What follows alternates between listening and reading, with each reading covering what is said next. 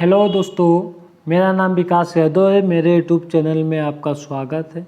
मैं आज class 9th का साइंस सब्जेक्ट का पहला चैप्टर अध्याय 1 इकाई 1 द्रव्य व्यवहार मेरा पहला चैप्टर है हमारे आसपास के पदार्थ। ये चैप्टर मैं उन्हीं बच्चों को पढ़ा रहा हूँ जो बच्चे पढ़ने में बहुत ही कमज़ोर हैं और जिन्हें साइंस से एकदम बिल्कुल कुछ समझ में नहीं आता है, क्योंकि पूरे यूट्यूब पे आप जाएंगे तो इंग्लिश में सारे साइंस की वीडियो पाएंगे। जो हिंदी मीडियम के बच्चे हैं उनको बहुत ही ज़्यादा समस्याएं आती हैं। तो मेरा पर्पस ये है वीडियो बनाने का कि कोई भी बच्चा हो उसे पूर्ण रूप से सारी जानकारी मिले।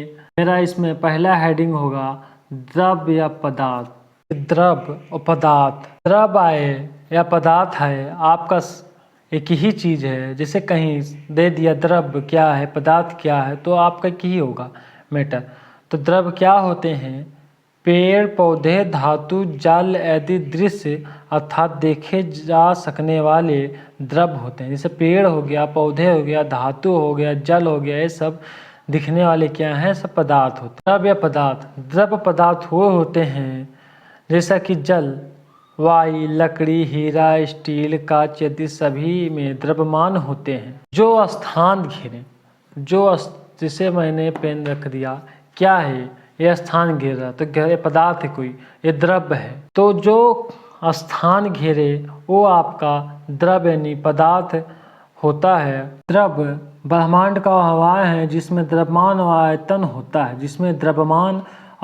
होता है, द्रव्य पदार्थ में तथा जिसका अनुभव हम अपनी ज्ञानेंद्रियों द्वारा कर सकते हैं। और उदाहरण जिसे मैंने आपको बताया, जल, वायु, लकड़ी, हीरे, स्टील, इस्पात, कांच यदि सभी में द्रव्यमान होता है तथा सभी स्थान घेरते हैं। ये सभी स्थान घेरते हैं, अतः ये द्रव्यमान है। और प्राचीन काल में द्रव्यमान को 5 मूल तत्वों तरह वर्गीकृत किया जाते हैं। प्राचीन काल में बताया गया था कि वायु, पृथ्वी, अग्नि, जल तथा आकाश, ये 5 आधुनिक वैज्ञानिकों द्वारा द्रव्य को भौतिक तथा रासायनिक गुणधर्म के आधार पर वर्गीकृत किया गया था। उदाहरण ठोस, द्रव तथा गैस कणों की व्यवस्था या भौतिक गुणों के आधार पर तथा तत्व यौगिक तथा मिश्रण रासायनिक प्रकृति के आधार पर है। जैसा कि आपने पढ़ा है कि द्रव यानी पदार्थ में द्रव्यमान आयतन होता है। तो द्रव्यमान क्या है? मास, किसी वस्तु में उपस्थित द्रव की वास्तविकता मात्रा को उसका द्रव्यमान कहते हैं। जैसे इसकी योजना ही देखिए, ये क्या है? मास। तो ये क्या है? ये द्रव्यमान है। ये द्रव्य में वास्तविक मात्रा को उसका द्रव्यमान कहते हैं। और किसी वस्तु का द्रव्यमान सदैव निश्चित होता है।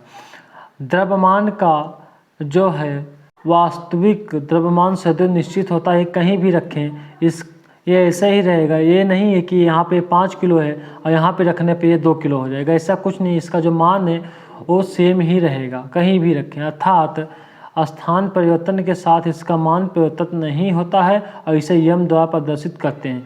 द्रव्यमान को हम यम द्वारा प्रदर्शित करते हैं। भार क्या है? वेट। पृथ्वी अपने केंद्र की उन वस्तुओं को जिस बल द्वारा आकर्षित करती है उसे भार कहते हैं। मतलब इसका कहना ये है कि ये पेन है और ये पेन को यदि छोड़ा जाए तो ये पेन टंगी नहीं रह जाएगी, ये नीचे पृथ्वी की ओर मतलब नीचे चली जाएगी।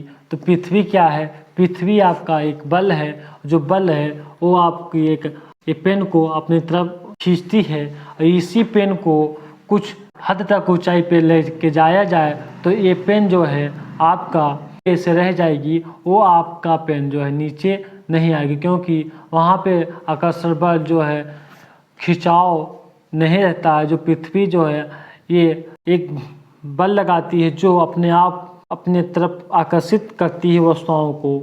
इसी को भार वेट कहते हैं। तो उस भार कहते हैं। स्थान परिवर्तन के साथ इसका मान परिवर्तित होता जाता है और इसे W से प्रदर्शित करते हैं। जैसा कि इसे स्थान चेंज कर दिया जाए तो इसका मान जो है चेंज हो जाएगा। द्रव्यमान तथा भार में संबंध बताइए। इसे द्रव्यमान और भार में संबंध बताइए। यदि द्रव का द्रव्यमान यम है, तो भार W हो तो W बराबर mg। जहाँ mg आपका गुरुत्वाजनित त्वरण है तो स्थान परिवर्तन के साथ g या w का मान परिवर्तित हो जाता है। ये आपका एक सूत्र है। उदाहरण में अंतरिक्ष में g का मान शून्य होने के कारण वस्तु का भार शून्य प्रतीत होता है और चंद्रमा पर g का मान पृथ्वी पर g के मान का 1/6 है। अतः यदि किसी वस्तु का पृथ्वी पर भार 60 यानी 600 किलोग्राम पाया जाता है तो चंद्रमा पर यह 100 ग्राम किलो प्रतीत होगा यदि दोनों के स्थान पर द्रव्यमान समान होगा तो।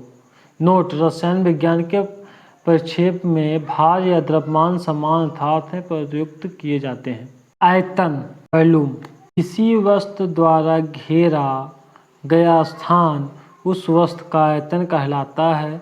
इसे 20 द्वारा प्रदर्शित करते हैं। आयतन मतलब कोई वस्तु है। वस्तु मतलब जैसे रख लेते हैं कि ये हमारी एक पेन है और एक पेन द्वारा जो इसका जो स्थान घेरा गया है ये क्या है, एक आयतन है और आयतन को 20 द्वारा प्रदर्शित किया जाता है। इस पर सवाल भी आएंगे करने के लिए, जैसा कि ऊर्जा यानी एनर्जी। किसी वस्तु के कार्य करने की क्षमता को ऊर्जा कहते हैं। प्रत्येक द्रव्य में ऊर्जा की एक निश्चित मात्रा होती है।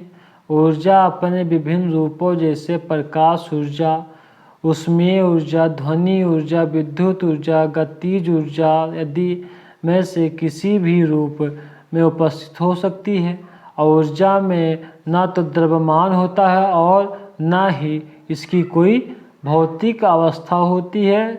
इसे ई द्वारा प्रदर्शित किया जाता है।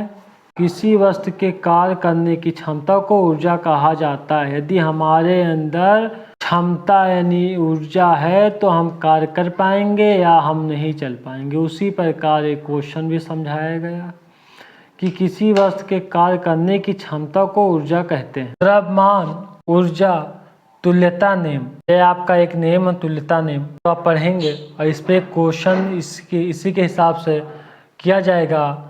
जो यदि किसी वस्तु का द्रव्यमान m है और तथा ऊर्जा E है तो आइंस्टीन के अनुसार E बराबर क्या हो गया आपका, E बराबर आपका एनर्जी यानी ऊर्जा और m बराबर द्रव्यमान और c मतलब प्रकाश का वेग, इसका अर्थ हो गया। तो E बराबर mc², जहाँ पर c का प्रकाश का वेग कितना है 3 × 10⁻10 सेंटीमीटर सेकंड। अतः उपयुक्त समीकरण के आधार पर यह स्पष्ट है कि द्रव्यमान को ऊर्जा में तथा ऊर्जा को द्रव्यमान में परिवर्तित किया जा सकता है। इसका कहना यह है कि द्रव्यमान को ऊर्जा में और तथा ऊर्जा को द्रव्यमान में परिवर्तन किया जा सकता है। आज के लिए इतना ही। अगले वीडियो में इसके आगे का जो पढ़ाया जाएगा, छोटी छोटी वीडियो बनाएंगे 10 मिनट की या 15 मिनट की, जो आपको पढ़ने में भी आसानी हो। लंबी वीडियो बनाने पे आपको भी मतलब पढ़ने में अच्छा नहीं लगेगा, इसलिए मैं छोटी छोटी वीडियो बनाऊंगा। और चैनल को सब्सक्राइब कर लीजिए, बेल आइकन की घंटी को प्रेस कर लीजिए, जो आने वाली वीडियो है आप तक सबसे पहले पहुँचे और जो आप उस वीडियो का लाभ उठा सकें।